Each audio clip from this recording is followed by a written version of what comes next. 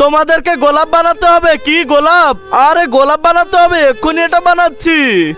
আরে এই তো এটা আমার বানানো হয়ে গেছে। আরে এটা হয়নি, দাঁড়াও তোমাকে মেরে দিচ্ছি। এবার আমাকে বানাতে হবে। কি গোলাপ বানাতে হবে? আরে এইবার তো আমাকে গোলাপ বানাতে হবে। আরে ও পারবে কি না কি জানি। আরে এই তো আমার প্রায় হয়ে যাচ্ছে বানানো। হয়নি, তুমিও এলিমিনেট। আরে এইটা তো এবার আমাকে বানাতে হবে। আরে ভিড়বি ওইখানে গিয়ে বসো। আচ্ছা ঠিক আছে। আরে ভিড়বিকেও ধরে নিয়ে এসেছে। ও আরে তাড়াতাড়ি এবার আমরা বানাবো।